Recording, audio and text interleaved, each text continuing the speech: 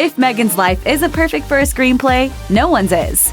She grew up around Hollywood sets, became a star in her own right, and married into British royalty. Then she quit the crown for a shot at true happiness. Here is a look at her life from toddler to tiara.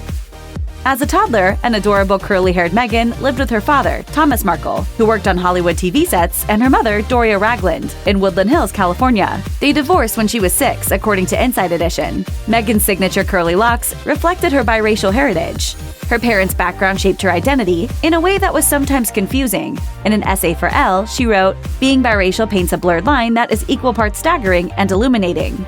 Growing up, Meghan didn't see many people that looked like her. According to her, Woodland Hills was far from diverse. Her mother was often mistaken for her nanny, and by middle school, the pressure to choose a race was further compounded when she had to fill out a census.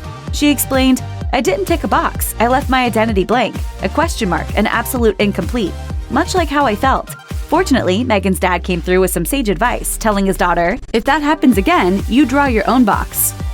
From an early age, Meghan had an opinion worth hearing, and by the time she was 12, she had already taken her wisdom to the national stage. That year, she was interviewed along with some classmates on Nickelodeon's Nick News. They were tasked with giving their take on the imagery in commercials, which were stereotypical scenes of women doing housework. Meghan didn't hold back. She admitted that she was tired of the patriarchal roles in the commercials. She said, "I don't think it's right for kids to grow up thinking these things, that just mom does everything."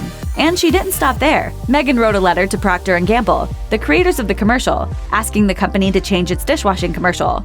Her suggestion was for the line, "Women are fighting greasy pots and pans with Ivory Clear." She insisted that they trade the word women to the word people. Procter & Gamble took her advice and changed it. People are fighting greasy pots and pans with Ivory Clear. By the time Meghan was 25 years old, she had some success in acting. But she was still trying to make ends meet while pursuing her dream. From 2006 to 2007, she worked as a briefcase beauty on the game show Deal or No Deal. Although Meghan looked great in her role, she told Esquire the job was far from glamorous. She explained, "Definitely working on Deal or No Deal was a learning experience, and it helped me to understand what I would rather be doing. If that's a way for me to gloss over that subject, then I will happily shift gears into something else." One woman who worked with Meghan on Deal or No Deal, as a fellow briefcase beauty, told Gold Coast Bulletin, "I remember her, Meghan, being very focused on her acting career." By 2011, the pilot for Suits got picked up. Meghan had one of the main roles as Rachel, a smart paralegal who was the main character's love interest. When the USA series became a hit, Meghan was actually surprised. In 2016, she told Glamour, "I've done so many pilots that have never saw the light of day, and we didn't know what Suits was going to become at the time." On the red carpet, she departed from Rachel's office looks while still keeping it simple, like at the multiple 2012 events she attended for the USA Network. Speaking about her fashion preferences, Meghan told Glamour, "I don't tend to go with things that are ornate, just beautifully made pieces and some classic jewelry. Let the work speak for itself. I love that." Even though she was far from her days as a struggling actress at this point, she didn't overdo it on the red carpet. Instead, she stayed true to her California cool roots. 2011 was a big year for a 30-year-old Meghan. Not only did Suits make its debut, but she also married actor and producer Trevor Ingleson. By this time, Meghan was wearing her hair in a warm brown hue, and her skin was glowing. According to Us Weekly, Meghan and Ingleson were together for 7 years before getting married in Jamaica. The wedding was relatively small, with only 102 people in attendance. But by 2013, they divorced almost as quietly as they got married. Neither released any official statements explaining why they broke up. According to The Sun, the divorce papers cited the always vague, irreconcilable differences. In Andrew Morton's biography of Meghan, Meghan, a Hollywood princess, Morton claims that she was the one who ended things. A source reportedly told him, "The marriage ended so abruptly that Meghan sent her wedding and engagement rings back to Trevor by registered post." Another source reportedly told the author that Markle's decision came, quote, "totally out of the blue." In July of 2016, Meghan met Prince Harry, the Duke of Sussex. By this time, Meghan was 35 years old and considered a successful actress for her work in Suits. At this point, she swapped her bronze hair for a darker hue. It would take nearly a year for them to make their first official public appearance together at the Invictus Games in Toronto in September 2017. Meghan and Prince Harry owed their meeting to a mutual friend that set them up on a blind date. Meghan told the BBC she only had one question for her friend, asking if he was nice. Prince Harry says he had never heard of Meghan before, but he was smitten instantly. He explained, "I was beautifully surprised when I walked into that room and saw her. There she was sitting there. I was like, okay, well, I'm really gonna have to up my game." The pair liked each other so much that they scheduled a second date before their first date was even over. 16 months after they started dating, Meghan and Prince Harry got engaged in November of 2017. The world was intrigued by the haste in their engagement, but the couple wasn't fazed. Prince Harry told BBC they fell in love, quote, so incredibly quickly that it seemed like proof the stars were aligned. Surprisingly, Prince Harry kept the engagement sentimentally simple. He asked 36-year-old Meghan to marry him as they were cooking dinner at home. Meghan explained, it was so sweet and natural and very romantic. He got on one knee. Of course.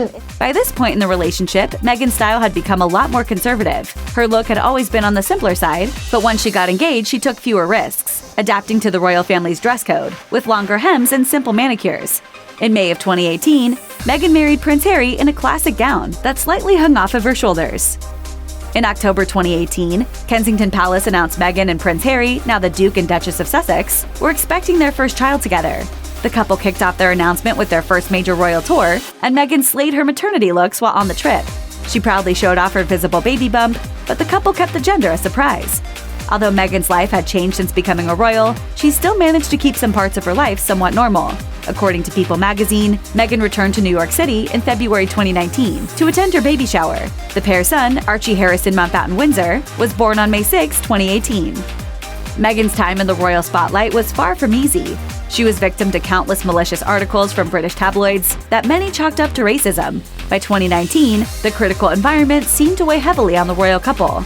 In October of that year, Prince Harry released an emotional letter to the public, which called out the British tabloids. He wrote, "I have been a silent witness to her private suffering for too long. To stand back and do nothing would be contrary to everything we believe in." I will not be bullied into playing a game that killed my mum. He also announced he would take the extraordinary step of suing the tabloids. Citing what he perceived as an unfair double standard the press had for Meghan, Harry claimed they had been able to create lie after lie at her expense, simply because she has not been visible while on maternity leave. In an interview for the documentary Harry and Meghan, An African Journey, Meghan agreed with the interviewer that it had been a struggle and confessed, "It's a lot. It's a very real thing to be going through behind the scenes." I never thought that this would be easy, but I thought it would be fair. And that's the part that's really hard to reconcile. By January 2020, Meghan and Prince Harry decided it was time for a massive change. They released a statement saying in part, "We intend to step back as senior members of the royal family and work to become financially independent, while continuing to fully support Her Majesty the Queen." They also announced they would be spending their time between North America and England. Their last official royal engagement was the Commonwealth Day service at Westminster Abbey in London in March 2020. Since the shocking announcement known as Megxit, Meghan has taken some public speaking engagements. She's looking visibly happier since the restructuring of her role. The family is said to be living in California since August 2020, according to ABC News. As for her career trajectory, Meghan seems to be going back to her roots. In early 2020, she signed a voiceover deal with Disney in return for a donation to a wildlife charity. In September 2020, the New York Times reported that both she and Harry signed a quote megawatt Netflix deal that will see the Duke and Duchess producing documentaries, docuseries, feature films, scripted shows, and children's programming over the course of several years. Check out one of our newest videos right here. Plus, even more Nicki Swift videos about your favorite royals are coming soon. Subscribe to our YouTube channel and hit the bell so you don't miss a single one.